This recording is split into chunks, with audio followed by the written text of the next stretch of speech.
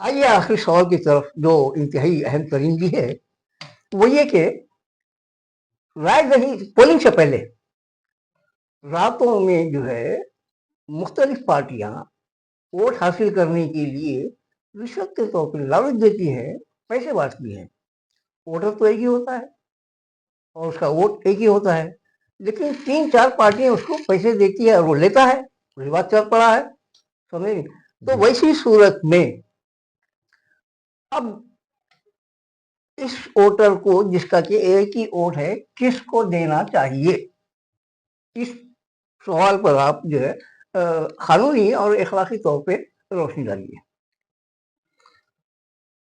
जी हाँ, बिल्कुल सही फरमाया आपने कि आमतौर पर पोलिंग से एक दिन पहले ये पैसा और भी दीगर चीज़ें बांटी जाती है ताकि वोटर को लुभा सके, और इसी तरीके से वोटर कंफ्यूज भी होता है कि वोट किसे दे जब वो पैसे ले लेता है।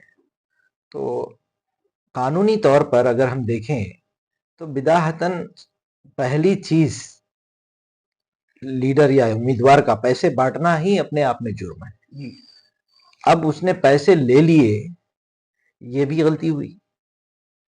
कानून में इसका अगर हम बीएनएस में सेक्शन 170 देखें, 1 साल तक की सजा का प्रोविजन हमें एक मिलता साल है। जी हाँ, 1 साल तक फाइन भी या दोनों भी फाइन के साथ सजा भी हो अच्छा। सकती है। तो ये तो हो गया कानूनी पहलू। इसीलिए हम देखते हैं कि इलेक्शन से बिल्कुल कब्ल, बिल्कुल पहले रेड्स होते हैं जगह जगह पर, अगर छापेमारी भी होती है और तफ्तीश गाड़ियों की भी चेकिंग वगैरह होती है। कहीं पैसे अगर मिल जाए तो उसके ऊपर मुकदमे भी दर्ज होते हैं। करोड़ों रुपए सीज जी, हुए हैं। करोड़ों रुपए सीज होते हैं। तो ये तो एक जानने वाली बात, बहुत सारे लोगों को पता है इसका, लेकिन सजा भी है।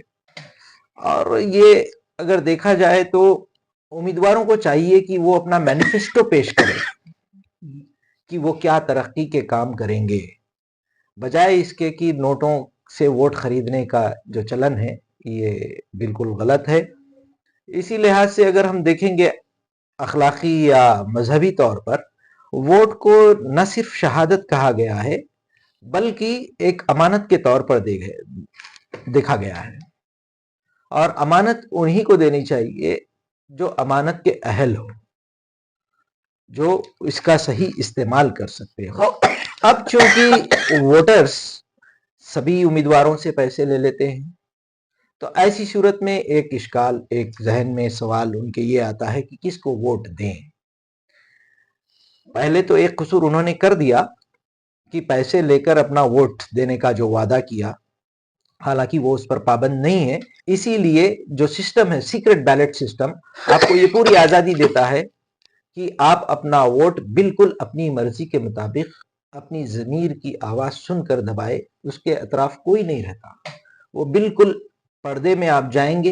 वो पर्दा आपकी सहूलत के लिए नहीं बल्कि आपकी आजादी के लिए आपका इंतजाम किया गया है। ना आप किसी लालच की वजह से, ना आप किसी डर की वजह से अपने हक को इस्तेमाल करने से परहेज करें, बल्कि खुल के पूरी आजादी के साथ बटन दबाएं, जमीर की आवाज सुने, एक कसूर की तलाफी दूसरे बड़े कसूर से ना करें।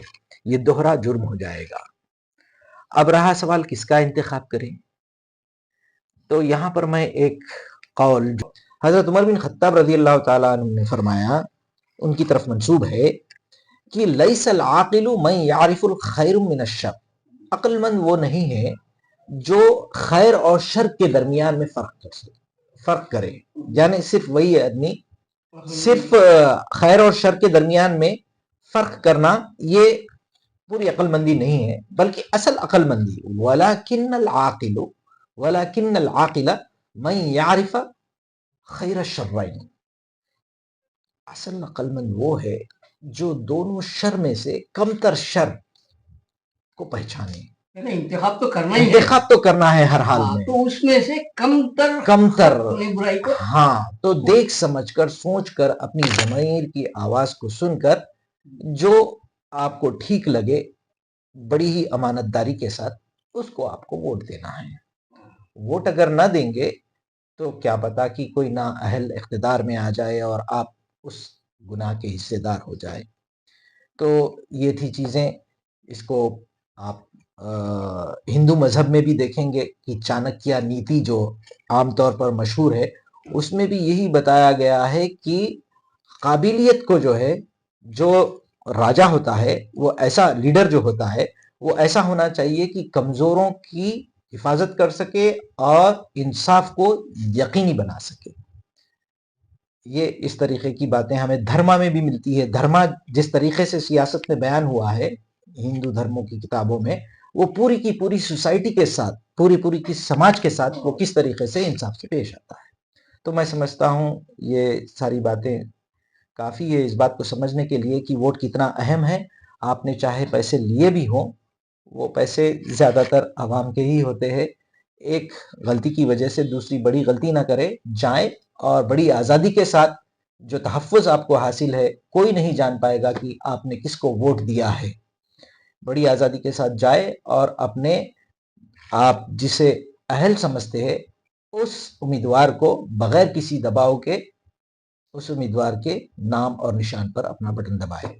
جزاک اللہ خیر۔ بہت بہت شکریہ صاحب، بہت اچھی بیٹھک رہی۔ میں امید کرتا ہوں کہ فردر بھی آگے بھی جو ہے آپ اسی قسم کی اچھی اچھی باتیں عوام تک پہنچائیں گے۔ شکریہ صاحب۔ السلام علیکم۔